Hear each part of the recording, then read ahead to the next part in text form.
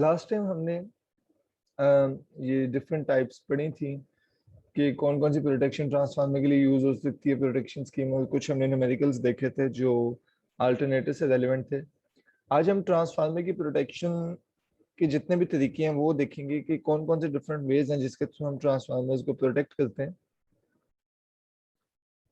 और ट्रांसफार्मर्स की यानी किन कौन कौन सी यानी ऐसी चीजें हैं जिनके थ्रू, जैसे हमारे पास बुकल डिवाइसेस हैं। बुकल डिवाइसेस बेसिकली ये वो टाइप्स हैं जो हम ऐसे ट्रांसफार्मर पे यूज करते हैं, जैसे बुकल रिले है जहाँ पे कंजर्वेटर टैंक लगा होता है। वो ट्रांसफार्मर जहाँ पे ऑयल कंजर्वेटर टैंक होता है ना, वहाँ पे हम ये बुकल रिले यूज करते हैं। फिर अर्थ फॉल्ट रिले हैं, ओवर करंट रिले और डिफरेंशियल सिस्टम्स हैं। ये तीन चार किस्म की हमारे पास सिस्टम है। यानी अर्थ फॉल्ट रिले जिसमें यानी हम जो अर्थ फॉल्ट्स हैं वो बेसिकली यानी यू कैन से कि उनके जो करंट एनफ यानी डेवलप नहीं होता, तो हमें अर्थ फॉल्ट के लिए डिफरेंट प्रोटेक्शन चाहिए। जो हमने देखा भी था कि अर्थ रिले हमने अल्टरनेटर के केस में लगाई थी। ओवर करंट रिलेज जो ये लेस सेंसिटिव होती हैं, लो फॉल्ट्स होते हैं, बेसिकली लो इंटेंसिटी फॉल्ट्स होते हैं, तो इसमें इतना पोटेंशियल नहीं होता कि हैवी करंट्स को डेवलप कर सके, जिसकी वजह से हम डिफरेंट प्रोटेक्शन यूज करते हैं फॉल्ट रिलेज की। ओवर करंट रिले हम हैवी जो फॉल्ट होते हैं, जो हाई इंटेंसिटी फॉल्ट होते हैं उसकी होती है। और डिफरेंशियल सिस्टम जो बिटवीन डिफरेंस जो एक्ट करता है due to the difference between two quantities, phasor यानी करंट या वोल्टेज के डिफरेंस पे ऑपरेट करता है। तो हम ओवरऑल ट्रांसफार्मर में इनमें से कोई एक या फिर मल्टीपल चीजें इस्तेमाल कर सकते हैं। फॉर एग्जांपल हम डिफरेंशियल सिस्टम भी यूज कर लें, साथ साथ फॉल्ट रिले भी यूज कर लें। डिपेंड करता है कि हम यानी किस तरह की प्रोटेक्शन देना चाहते हैं और हमारी रिक्वायरमेंट क्या है। तो हम मे भी कोई एक सिस्टम इसमें से यूज करें, या फिर हम मल्टीपल, हम बुकल रिले भी यूज कर रहे हैं ओवर करंट पे। हर एक के अपने अपने फायदे यानी नुकसान हैं। तो हम यानी इसका मतलब है कि हम डिफरेंट सिनेरियोज के अंदर डिफरेंट टाइप्स यूज कर रहे होंगे प्रोटेक्ट करने के लिए अपने ट्रांसफार्मर को। जो सही बात है, अब ये भी डिपेंड करता है कि हाई वोल्टेज ट्रांसफार्मर है, लो वोल्टेज ट्रांसफार्मर है, या फिर मीडियम वोल्टेज ट्रांसफार्मर है। फिर कंजर्वेटर टैंक पे डिपेंड करता है, क्योंकि कंजर्वेटर टैंक ना होता बुकल्स डिवाइसेस तो वैसे यूज नहीं कर सकते। ठीक है, फिर हम देखेंगे कि ट्रांसफार्मर किस हद तक उसकी जो इंटरप्शन है, यानी अगर वो इंटरप्ट होता है तो किस हद तक वो इम्पोर्टेंट है। फॉर एग्जांपल अगर इतना कोई ट्रांसफार्मर है जिसके थ्रू कोई ज्यादा फीडर अटैच्ड है और कोई डिस्ट्रीब्यूशन ट्रांसफार्मर्स अटैच्ड है उसके साथ, जाहिर बात है वो ट्रिप करेगा तो फिर ज्यादा एरिया की लाइट ऑफ होगी। तो बजाय इसके कि कहीं एक एरिया में सिर्फ दो या तीन कोई एक स्पॉट है या फिर एक छोटा सा स्पेसिफिक एरिया है जहाँ पे डिस्ट्रीब्यूशन ट्रांसफार्मर लगा हुआ है, और डिस्ट्रीब्यूशन ट्रांसफार्मर तो छोटे एरिया की लाइट क्लोज यानी उसको इलेक्ट्रिसिटी को बंद करेगा।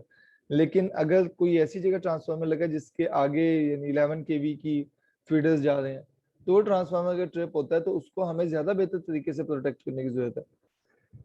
तो इस तरह की चीजें हमारी डिपेंड करती हैं। सबसे पहले बुकल रिले या बुकल रिले इस टाइप की है, जैसे ये लगी हुई है यानी 9.5 degree angle. It is just showing the angle eight विच ये जो कंजर्वेटर टैंक में ये पाइप गुजर रहा है।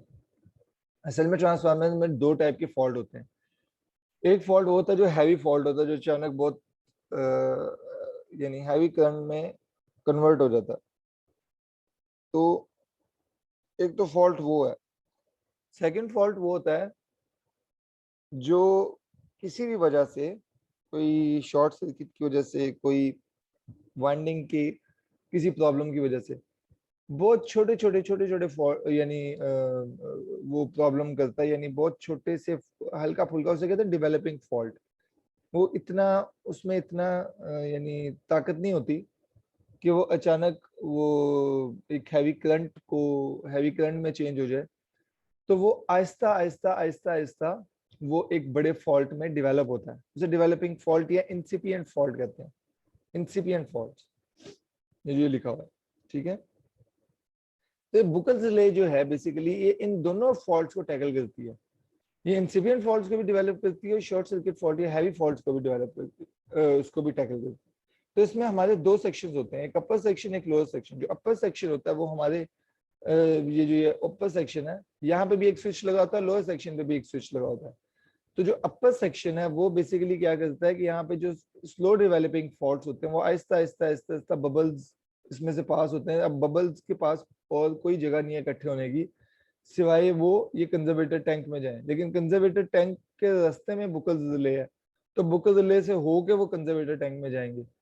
तो वो बजाय यहाँ पे जाने के, जब उन्हें यहाँ पे जगह मिलती है तो यहीं पे वो इसकी डोम में, इसके ऊपर वाले हिस्से में इकट्ठे होते जाते हैं।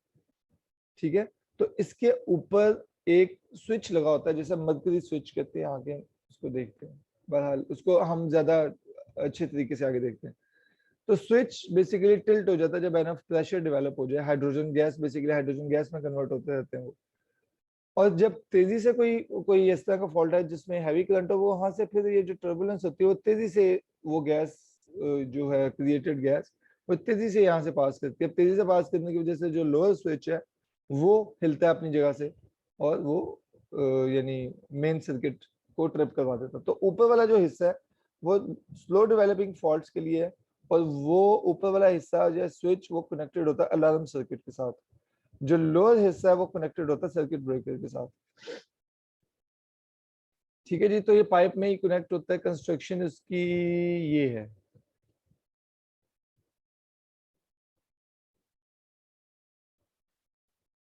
ये अपर स्विच है और ये मर्करी स्विच होते हैं दोनों। मर्करी स्विच बेसिकली वो टाइप होती है स्विच की जिसके अंदर जो मर्करी है वो फ्लोटिंग होता है।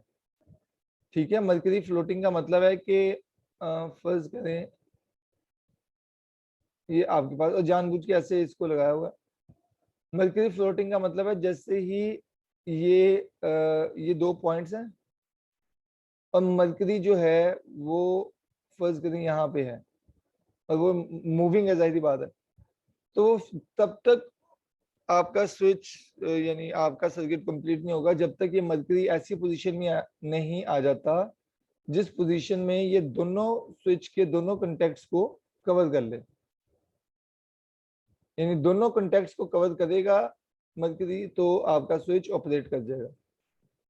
तो मरकरी में इसी तरह होता है कि अगर आपके पास यहाँ पे दो फर्ज करें आपने स्विच लगाए हुए, तो जब तक मरकरी अपने इस पोजीशन में नहीं आता कि उन दोनों स्विच को यानी कवर कर दे, डिप कर दे, तो तब तक आपका ऑपरेट नहीं होगा। तो ये अपर सर्किट आप देख सकते हैं, ये यहाँ से ट्रांसफार्मर से आ रहा है, ये कंजर्वेटर को जा रहा है, ये इस तरह यहाँ पे अटैच्ड है।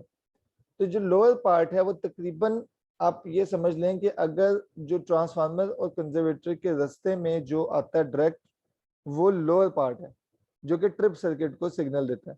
या जो अपर पार्ट है वो ऊपर डॉम की तरफ है, यहाँ पे ऊपर की तरफ। तो upper part basically slow developing fault से जैसे यहाँ पे कोई बबल आएगा, आप देखें यहाँ से कोई बबल आएगा तो यहाँ पे बबल यहाँ पे तो नहीं जा सकता, छोटे छोटे बबल्स हैं, वो जाहिर बात है यहीं पे इकट्ठे होते जाएंगे, इसके ऊपर इकट्ठे होते जाएंगे। तो जब वो एनफ प्रेशर डेवलप कर लेंगे तो इसको टिल्ट करवाएंगे, इसको हिलाएंगे अपनी जगह से, ये अपनी जगह से हिलेगा, नीचे को मूव करेगा, जाहिर बात है ऊपर गैस इकट्ठी होगी, तो ये मर्करी स्विच अलार्म सर्किट को यानी इनिशिएट कर देगा या अलार्म क्रिएट कर देगा। और अगर कोई ऐसा फॉल्ट होता है जो तेजी से हाई प्रेशर गैस डेवलप करे,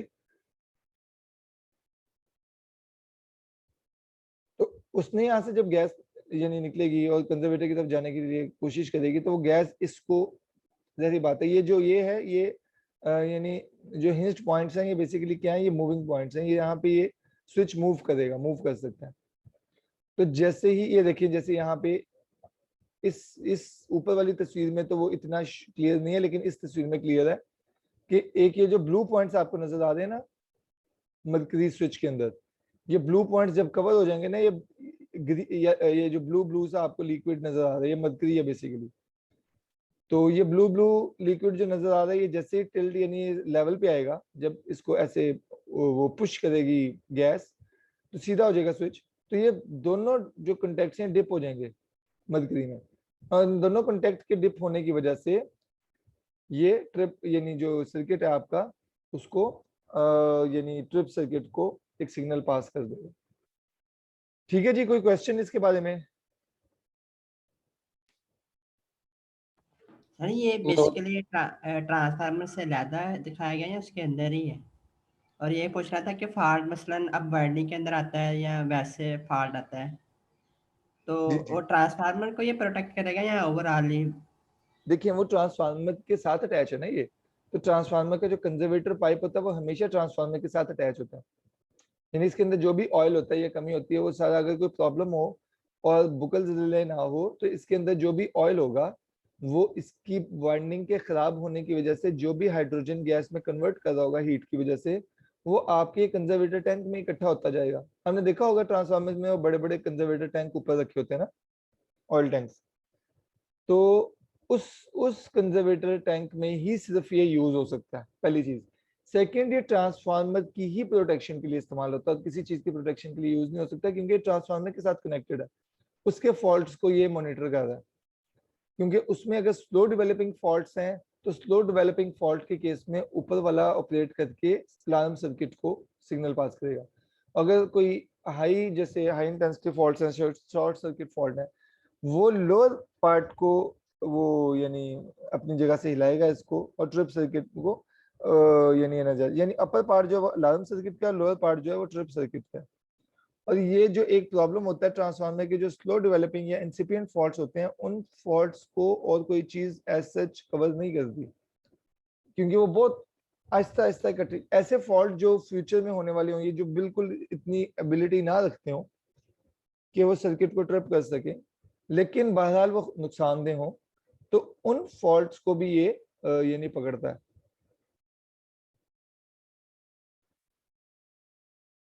ये देखें, from transformer main tank to conservator, यहाँ से हमें क्लियर हो जाता है कि एक ट्रांसफार्मर का मेन टैंक और कंजर्वेटर, कंजर्वेटर वो जो पाइप के साथ वो जो एक टैंक सा लगा होता है, ये वो टैंक।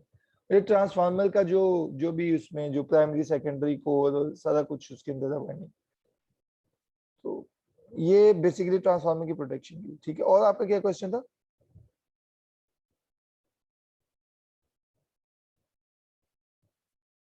आफ्ताब? सर आफ्ताब का मैसेज आया कि लाइट चली गई है, सर को बता दें। ओहो, ठीक है जी, क्लियर है, बाकी सबको क्लियर है? जी सर। ठीक है, अब इसके एडवांटेजेस क्या है? एक सिंपल फॉर्म है, सेकंड ये इंसिपिएंट फॉल्ट्स, जो सबसे पहली सबसे मेन चीज है कि वो इंसिपिएंट फॉल्ट्स को उस स्टेज पे आने से पहले ही पकड़ लेता है जिसमें बाइंडिंग हमें फेलियर का खतरा हो या कोई ऐसा सीरियस प्रॉब्लम हमें यानी आए, उससे पहले पहले वो फॉल्ट को पकड़ लेता है, इंसिपिएंट फॉल्ट। सेकंड बड़ी सिंपलेस्ट फॉर्म ऑफ प्रोटेक्शन है ट्रांसफार्मर की। सबसे बड़ा प्रॉब्लम इसका ये है कि सिर्फ ट्रांसफार्मर्स में, उन ट्रांसफार्मर में यूज होता है जहाँ कंजर्वेटर टैंक लगा हो। तो ये may be disadvantage immersed oil, immersed transformer जिनमें कंजर्वेटर टैंक हो, और below oil level in transformer. Separate protection आपकी कनेक्टिंग केबल्स के लिए, आपकी सेपरेट प्रोटेक्शन रिक्वायर्ड है कनेक्टिंग केबल्स के लिए, ये ट्रांसफार्मर प्रोटेक्ट नहीं करता। ठीक है, तो ये ऑयल में और ऑयल के अंदर जो भी जितनी भी इक्विपमेंट है उसको प्रोटेक्ट करेगा, जो केबल्स हैं उनको ये प्रोटेक्ट नहीं कर रहा, जो इन आउट केबल्स हैं ट्रांसफार्मर की।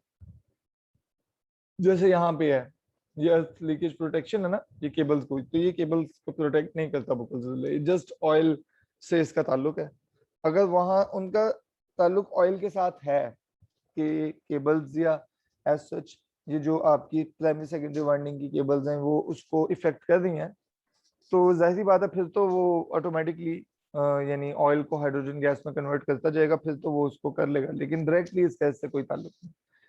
अर्थ फॉल्ट लीकेज प्रोटेक्शन को हम कोर बैलेंस लीकेज प्रोटेक्शन भी कहते हैं, ये तस्वीर से भी बड़ा क्लियर है। कोर बैलेंस लीकेज प्रोटेक्शन में हमारे पास ये एक प्राइम सेकेंडरी जो स्टार कनेक्टेड है, प्राइमरी डेल्टा कनेक्टेड है। तो डेल्टा कनेक्टेड प्राइमरी की जितनी भी वायर्स हैं वो बेसिकली एक करंट ट्रांसफार्मर से पास कर रही है। करंट ट्रांसफार्मर एक इस तरह का जो तीनों उन वायर्स को साइमल्टेनियसली पास करवा रहा है, तो उसकी सेकेंडरी वाइंडिंग कनेक्टेड है रिले के साथ। तो ये बेसिकली क्या कर रहा है कि phasor sum of all three leads या all three wires is equal to 0 RYB normal condition में। तो फेजर सम सबका 0 होता है, इसलिए वो यहाँ पे कोई रिले ऑपरेट नहीं करती। लेकिन जैसे ही इम्बैलेंस कोई होता है तो यहाँ पे ये रिले ऑपरेट करेगी, जो यहाँ पे करंट, रिजल्टेंट करंट प्रोड्यूस होगा। असल में जितने भी अर्थ फॉल्ट करंट्स है ना, अर्थ फॉल्ट करंट्स का सबसे बड़ा प्रॉब्लम ये होता है कि इनका जो हम वेट करते हैं बहुत सारे पॉइंट्स पे, बहुत सारी चीजों में कि ये शॉर्ट सर्किट फॉल्ट में डेवलप हो, और शॉर्ट सर्किट फॉल्ट में इवेंचुअली वो डेवलप हो जाते हैं, ठीक है। क्योंकि अर्थ फॉल्ट रिले के मैंने बताया कि उसमें इतनी पावर इतना यानी नहीं होता कि वो एनफ करंट डेवलप कर सके। फॉल्ट तो वो है बहरहाल, लेकिन करंट इतना ज्यादा उसमें डेवलप करने की एबिलिटी नहीं होती। अब उसकी वजह से अगर हम कोई अपनी रिले की सेटिंग हाई रख लेते हैं, करंट सेटिंग, तो अर्थ फॉल्ट को डिटेक्ट नहीं करती, और अर्थ फॉल्ट काफी टाइम भी ले सकता है आपका जो यानी कन्वर्ट होने में और शॉर्ट सर्किट करंट में डेवलप होने में। तो उस सिनेरियो में हमारे सबसे बेहतर ये है कि हम कोई ऐसी प्रोटेक्शन उसके जो अपना ट्रांसफार्मर के साथ लगा दें, क्योंकि उसमें हम रिस्क नहीं ले सकते। तो इसके लिए फिर हम ये अर्थ फॉल्ट रिलेज लगाते हैं। जाहिर बात है लो सेटिंग होती है इनकी, जो अपना करंट सेटिंग्स होती है वो काफी लो होती है, क्योंकि सेंसिटिविटी इसकी हाई होती है। तो उसमें फिर हम ये यूज करते हैं अर्थ फॉल्ट के प्रॉब्लम्स को, उनके फॉल्ट्स को डेवलप करने के लिए। तो however occurrence of a earth fault vector sum is no longer zero। Earth fault के जाहिर बात है अर्थ फॉल्ट जब भी आएगा तो वेक्टर सम इनका किसी का भी अर्थ फॉल्ट आर पे आए, वाई पे आए, बी पे आए, तो जितना मर्जी स्लो या कम उसकी इंटेंसिटी हो, vector sum equal to zero नहीं रहेगा। आर पे आ जाए अगर फर्ज करें अर्थ फॉल्ट, तो अर्थ फॉल्ट आने की वजह से अगर लो इंटेंसिटी फॉल्ट भी हो तो vector sum equal to zero नहीं हो सकता। जाहिर बात है फिर उसकी वजह से रिजल्टेंट करंट सेकेंडरी में डेवलप होगा।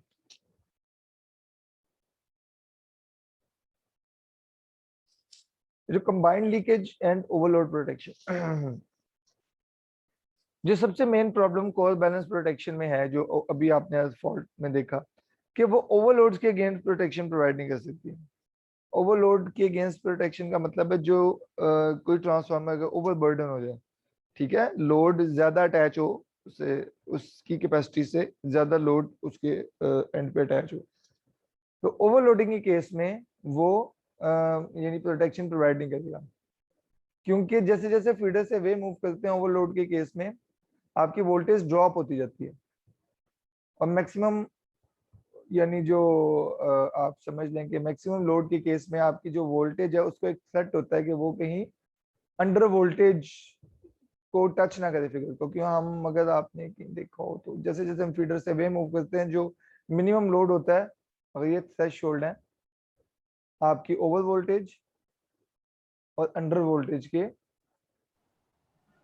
तो आपकी जो मैक्सिमम यानी होती है ना मैक्सिमम लोड, उसके केस में आपका ग्राफ इस तरह कुछ बनता है। और ये इसका मतलब है हॉरिजॉन्टल एक्सिस का, कि जैसे आप अपने फीडर से वे मूव कर रहे हैं, और ये इसको हम डेड बैंड कहते हैं, जो मिनिमम मैक्सिमम का डिफरेंस है। तो ये आपका मिनिमम लोड है ऊपर वाला, और ये मैक्सिमम लोड है। तो इस चीज से बचने के लिए हम बूस्टिंग ट्रांसफार्मर्स यूज करते हैं। बूस्टिंग ट्रांसफार्मर्स यूज करते हैं ताकि वो जितना यानी नीचे गया तो उससे 5% या 2.5% वोल्टेज बूस्ट हो जाए, ताकि अंडर वोल्टेज से बच सके मैक्सिमम लोड के केस में। तो और हमारे जो कस्टमर्स हैं उनको अंडर वोल्टेज का सामना ना करना पड़े।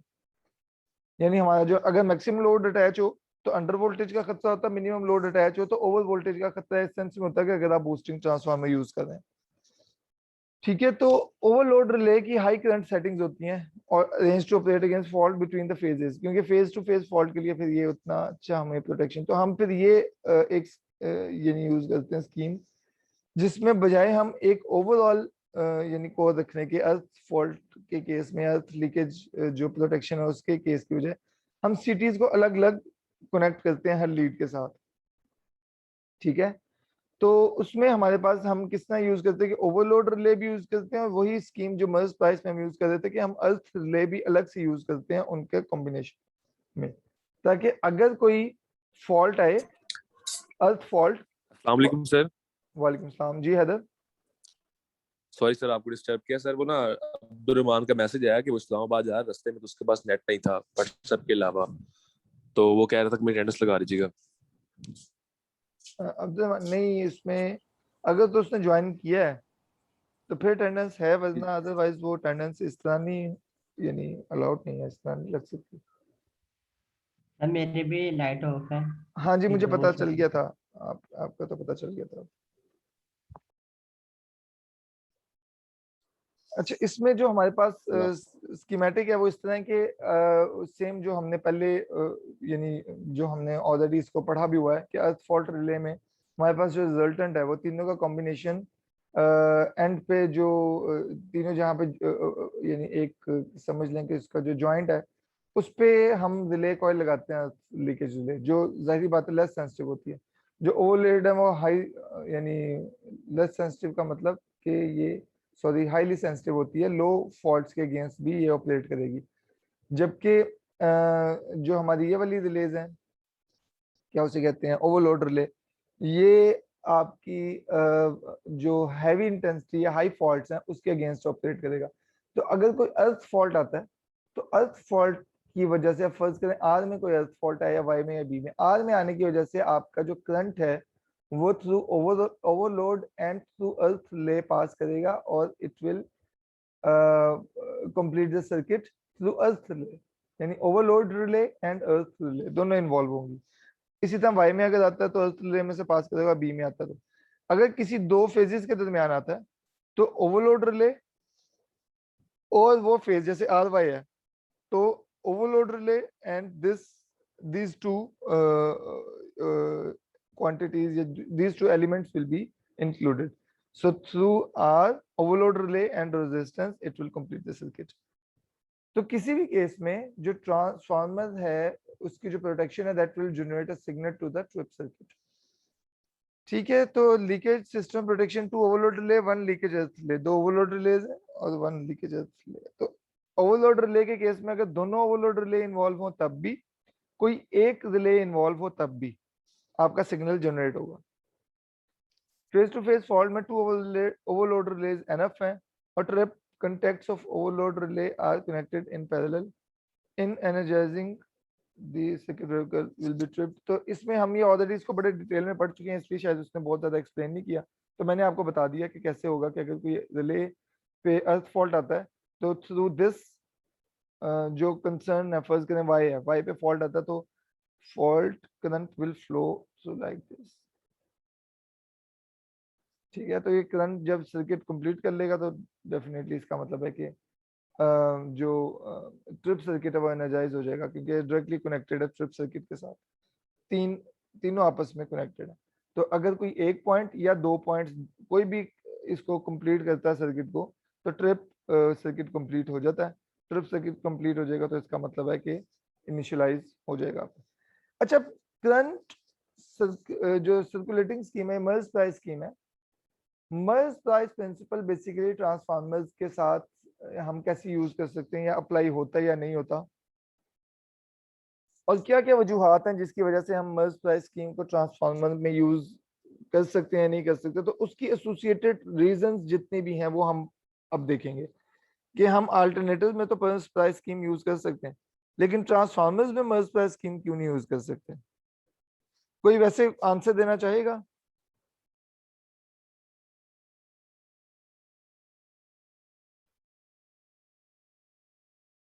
कोई आइडिया है कि अगर कोई अल्टरनेटर या जनरेटर होगा उसमें अगर कोई हम स्कीम यूज करते हैं तो किस तरह डिफरेंट है कोई भी ट्रांसफार्मर से?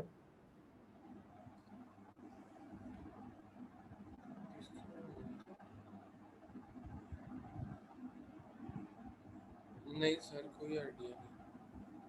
आप देखिए, एक आम जो स्कीम होती है, जैसे जनरेटर है, वो जनरेटर के अंदर प्राइमरी और सेकेंडरी वाइंडिंग नहीं होती। वैसे ना ट्राई किया करो अपने दिमाग को थोड़ा सा, यानी इस क्योंकि हमारा जो एक ब्रेन स्टॉर्मिंग है ना, वो प्रोसेस तो बिल्कुल ही खत्म हो गया है, स्पेशली इन ऑनलाइन केसेस में। याद करना, अपने जहन का, दिमाग का इस्तेमाल थोड़ा ना ज्यादा ही कम हो गया। Yes sir. तो उसमें अगर आप थोड़ा सा भी उसको क्रिटिकली देखें तो आपके जो जनरेटर है, जनरेटर के अंदर आपके पास जो वाइंडिंग है वो आपके पास वो वाइंडिंग कभी भी सेम नहीं हो सकती। अगर हम बात करें ट्रांसफार्मर की, तो ट्रांसफार्मर में तो कन्वर्जन प्रोसेस हो रहा है, 2 वाइंडिंग्स हैं, एक प्राइमरी वाइंडिंग है, एक सेकेंडरी वाइंडिंग है। तो प्राइमरी वाइंडिंग और सेकेंडरी वाइंडिंग में हमारे करंट्स कंपेयर होते हैं आपस में, और एक रेशियो होती है जिसके तहत वोल्टेजेस और करंट्स आपस में कन्वर्ट होते हैं, जबकि जनरेटर में ऐसा नहीं हो रहा होता। तो जनरेटर में भी जो स्कीम यूज हो रही है वो ट्रांसफार्मर में यूज नहीं होती। फिर फेज एंगल्स एसोसिएटेड होते हैं, ठीक है। Yes, sir. तो फिर हम इस तरह की चीजें ट्रांसफार्मर में जो है वो उसको अलग बना देती हैं एक जनरेटर से या अल्टरनेटर से या मशीन से, मोटर से। तो इसलिए हम वहां पे जो सिंपल स्कीम है उसको हम यूज नहीं कर सकते। तो हमारे पास डिफरेंट प्रॉब्लम्स कौन कौन सी हैं। Protection of power transformer use होता है अर्थ फॉल्ट, लेकिन कैसे यूज होता है वो हम देखते हैं। This system is fundamentally applied to the same for generators, लेकिन certain complicating features not encountered in generator application। तो ट्रांसफार्मर के साथ वो कॉम्प्लिकेटिंग फीचर्स एसोसिएटेड है, ठीक है। सबसे पहला ट्रांसफार्मर में करंट्स प्राइमरी और सेकेंडरी को हम कंपेयर करते हैं, तो ये दोनों करंट्स डिफरेंट होते हैं, प्राइमरी में भी करंट डिफरेंट है, सेकेंडरी में भी डिफरेंट है, जो सबसे बड़ा प्रॉब्लम है। इसलिए हम नॉर्मल जो मर्ज प्राइस स्कीम है वो ऐसे नहीं हम कर सकते कि प्राइमरी और सेकेंडरी पे हम सीटीज लगा दें सिंपल इन आउट पे। इन आउट पे सीटी लगाने का मतलब यही है कि एक तरफ प्राइमरी पे सीटी लगा दें, दूसरी तरफ सेकेंडरी पे सीटी लगा दें, और हम रिजल्टेंट जो है वो हम रिले में से पास करवा दें। लेकिन ये इतना इजी तो नहीं होगा, क्योंकि स्टेप अप या स्टेप डाउन हो रहा होता है वोल्टेज। स्टेप अप हो रहा होता है वोल्टेज तो करंट स्टेप डाउन हो रहा होता है, तो इसका मतलब है प्राइमरी और सेकेंडरी पे जो करंट है वो डिफरेंट होंगे। तो अगर हम उसको सिंपली अटैच कर देंगे उसी तरह जिस तरह ट्रांसफार्मर के इन आउट्स पे हम सॉरी जनरेटर के इन आउट्स पे करते थे, तो वो काम ही नहीं करेगा, वो तो हर वक्त ही आउट ऑफ बैलेंस रहेगा और रिले ट्रिप रहेगी। तो use of identical transformer will give differential current and operate the relay even under no load condition, ठीक है। अगर हम सेम टर्न रेशियो देखते हैं तो relay under no load condition भी। अब डिफरेंट जो है डिफरेंस है करंट में प्राइमरी सेकेंडरी में, वो बेसिकली हम किस तरह कंपनसेट कर सकते हैं। जाहिर बात है अगर हम ये प्रॉब्लम है तो हम किसी तरीके से तो कर सकते हैं ना। फिर हम जो प्रोटेक्शन के लिए सीटीज यूज करेंगे ना उसके नंबर ऑफ टर्न्स को हम चेंज कर देंगे, ताकि और वो एग्जैक्टली उतना ही चेंज होगा जिस हिसाब से ट्रांसफार्मर के प्राइमरी और सेकेंडरी में करंट जिस रेशियो में चेंज हो रहे हैं, ठीक है। अगर T turn ratio power transformer की, तो टर्न रेशियो सीटीज की लो वोल्टेज साइड को भी हम टी टाइम्स बनाते हैं जितने हाई वोल्टेज साइड के मुकाबले में, क्योंकि हम ताकि हम ये देखते हैं, ये हम कहना चाहते हैं असल में कि जिस हिसाब से ट्रांसफार्मर कन्वर्ट कर रहा है जिस रेशियो के मुताबिक, क्योंकि रेशियो टी रेशियो का मतलब है number of turns on primary side over number of turns on secondary side, that is equal to voltage on primary side over voltage on secondary side, and that is equal to current on secondary side over current on primary side, ठीक है। तो that is basically यानी current हमेशा reverse में होगा, number of turns जितनी ज्यादा है वोल्टेज उतनी ज्यादा होगी, डायरेक्टली प्रोपोर्शनल है, और वोल्टेज जितनी ज्यादा होगी करंट उतना कम होगा, इनवर्स प्रोपोर्शन है, और नंबर ऑफ टर्न्स जितनी ज्यादा होंगी करंट उतना कम होगा, ये भी इनवर्सली प्रोपोर्शनल है, क्योंकि वो वोल्टेज के साथ डायरेक्टली प्रोपोर्शनल है। तो टी रेशियो है पावर ट्रांसफार्मर की, तो हम लो वोल्टेज साइड को भी T times higher than high voltage side current transformer की बनाते हैं, ताकि एग्जैक्ट वो हमारे पास बैलेंस रहे। तो इसके लिए हम सेकेंडरीज जो हैं वो सिटीज की वो आइडेंटिकल करंट इस कंडीशन के मुताबिक, फिर जो सिटीज हैं सेकेंडरीज वो they will carry the identical current, जो दोनों तरफ हम सिटीज अप्लाई करेंगे मर्ज प्राइस में, वो सिटीज की सेकेंडरी फिर इक्वल करंट कैरी करेंगी नॉर्मल लोड में, तो कोई डिफरेंशियल करंट फ्लो नहीं करेगा, ठीक है। ये अब क्लियरली मेरे ख्याल में आप लोगों को क्लियर आइडिया होना चाहिए एक दफा ये पढ़ने के बाद कि क्या क्या प्रॉब्लम है, उनके सोल्यूशन क्या क्या है। तो सबसे पहला प्रॉब्लम ये है कि हमारे पास आइडेंटिकल करंट्स नहीं होते। तो आइडेंटिकल करंट क्यों नहीं होते, क्योंकि स्टेप अप या स्टेप डाउन की वजह से, ठीक है, प्राइमरी सेकेंडरी टर्न्स रेशियो की वजह से। तो उसका सोल्यूशन क्या होता है कि जो हम मर्ज प्राइस सर्कुलेटिंग स्कीम में सीटीज यूज करेंगे वो हम टी टर्न रेशियो के मुताबिक यूज करेंगे, जितनी टी टर्न रेशियो आपके पावर ट्रांसफार्मर की है उसी के मुताबिक हम, यानी जो लो वोल्टेज साइड है हाई वोल्टेज साइड है उसी के मुताबिक हम उसको नंबर ऑफ टर्न्स हम चेंज कर देंगे सीटीज की, और हमें उसके मुताबिक फिर एग्जैक्ट बैलेंस अचीव हो जाएगा। सेकंड एक प्रॉब्लम है फेज डिफरेंस का। तो थ्री फेज ट्रांसफार्मर्स में हम जब भी यूज करते हैं तो प्राइमरी सेकेंडरी करंट के दरमियान एक फेज डिफरेंस भी होता है। अगर हम सीटीज प्रॉपर टर्न रेशियो की भी यूज करेंगे फिर भी वो उस फेज डिफरेंस की वजह से आपका जो करंट फ्लो है प्रॉपर टर्न रेशियो की वजह से डिफरेंशियल करंट फ्लो कर सकता है नॉर्मल कंडीशंस में भी। तो इस केस में हम क्या करते हैं कि कनेक्शंस को इस तरह रखते हैं कि आपका फेज डिफरेंस ना आए। अब फेज डिफरेंस आता क्यों है? जब भी आप प्राइमरी टू सेकेंडरी कन्वर्ट करेंगे तो आपको कभी आपकी कोशिश होती है कि फ्रॉम डेल्टा टू डेल्टा हो, ठीक है, डेल्टा टू स्टार हो, स्टार टू डेल्टा है, ठीक है, या स्टार टू स्टार, ये 4 कनेक्शन है ना। इन चारों कनेक्शन में जब भी हम कन्वर्जन प्रोसेस करेंगे तो हम क्या करते हैं कि उसकी वजह से हमारे पास फेज डिफरेंस आता है, डेल्टा टू डेल्टा में भी, डेल्टा टू स्टार में भी, स्टार टू डेल्टा में, स्टार टू स्टार में भी। उसके लिए हम ये करते हैं कि जो उस फेज डिफरेंस को अवॉइड करने के लिए जो ट्रांसफार्मर के अंदर आता है कि हम जो सीटीज अटैच करते हैं, मल्टीप्लाई सर्कुलेटिंग स्कीम की, प्रोटेक्शन स्कीम की सीटीज अटैच करते हैं, वो इन हमारे पास टोटल 4 ही पॉसिबिलिटीज है ना, delta to delta, delta to star, star to delta and star to star. तो हम इसके बिल्कुल उल्ट हम करंट ट्रांसफार्मर के कनेक्शंस चूज करेंगे। फॉर एग्जांपल अगर डेल्टा डेल्टा है तो हम करंट ट्रांसफार्मर की जो कनेक्शंस हम करेंगे वो स्टार स्टार करेंगे, ताकि जो भी phase difference due to delta delta create हुआ है, डेल्टा टू डेल्टा कन्वर्जन, वो स्टार टू स्टार की वजह से वो फेज डिफरेंस रिवर्स हो जाएगा। डेल्टा टू स्टार होगा तो हम स्टार डेल्टा यूज करेंगे, स्टार डेल्टा होगा तो हम डेल्टा स्टार यूज करेंगे, यानी बिल्कुल उल्ट, डेल्टा होगा तो स्टार यूज करेंगे, स्टार होगा तो डेल्टा यूज करेंगे, ताकि इस प्रॉब्लम से हम जो आपका फेज डिफरेंस है उससे हम जान छुड़ा सकें। देखिए पावर ट्रांसफार्मर के कनेक्शन अगर स्टार विद न्यूट्रल तो डेल्टा है, तो हम करंट ट्रांसफार्मर में स्टार की जगह डेल्टा और डेल्टा की जगह स्टार यूज करेंगे।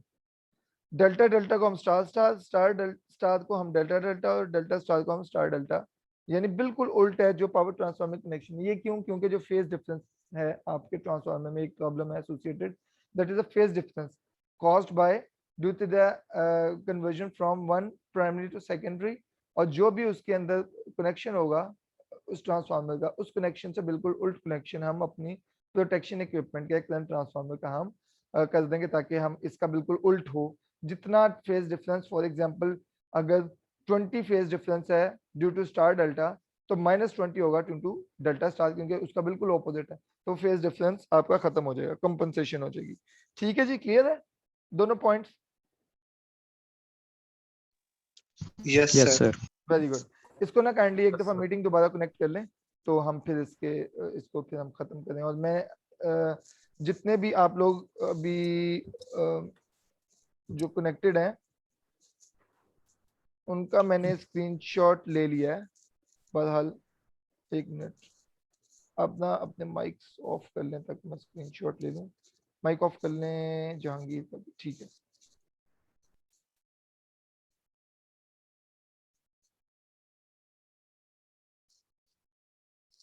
क्योंकि इन बिटवीन अगर माइक ऑफ करेंगे तो वो मूव कर जाता है अपनी जगह से। ठीक है जी, इसको काइंडली दोबारा एक दफा कनेक्ट कर लें।